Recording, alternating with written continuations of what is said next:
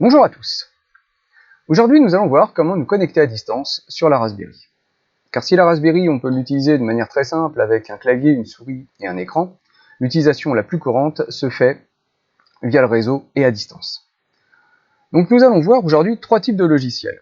Advanced IP Scanner, PuTTY et VNC. Advanced IP Scanner nous permettra de récupérer l'adresse IP de notre Raspberry. PuTTY nous permettra de se connecter à distance sur cette Raspberry et de l'utiliser tout simplement en ligne de commande. Et enfin VNC qui nous permettra de visualiser le bureau de la Raspberry à distance.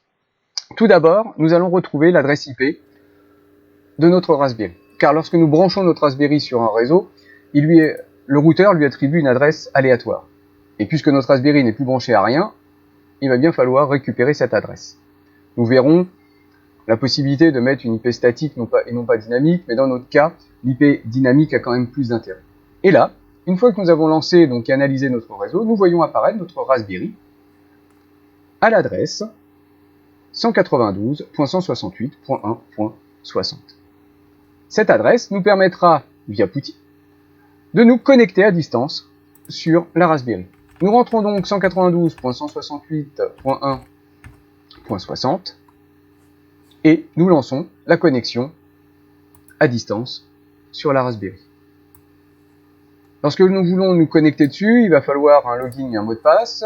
Nous utilisons la Raspberry toujours en administrateur, ou en fait en super utilisateur, donc root, R-O-O-T, pour le login, et le mot de passe ensuite, R-O-O-T. N'oubliez pas, le petit curseur vert ne se déplace pas lorsque nous rentrons le mot de passe. Donc nous rentrons R-O-O-T plus Enter, et nous nous connectons sur notre Raspberry à distance. Une fois connecté, on va lancer VNC Server qui nous permettra justement d'activer le bureau à distance. Attention, Raspberry 2.1, c'est le bureau très important lors de la connexion à distance sur VNC. Nous rentrons donc VNC 192.168.1.60 2.1 qui est le bureau sur lequel nous allons retrouver VNC. Nous nous connectons. Connect. C'est la première fois que nous connectons sur cette adresse-là, nous avons un petit message, continue, pas de souci, et nous rentrons le mot de passe. Dans notre cas, le mot de passe sur la Raspberry est Raspberry, R-A-S-P-B-E-R-R-Y. Et ainsi, nous retrouvons sur notre ordinateur le bureau à distance de notre Raspberry. Voici donc pour l'utilisation de ces trois logiciels qui nous permettent de nous connecter pour la première fois à distance sur la Raspberry.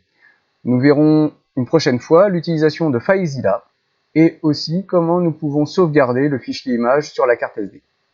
Merci.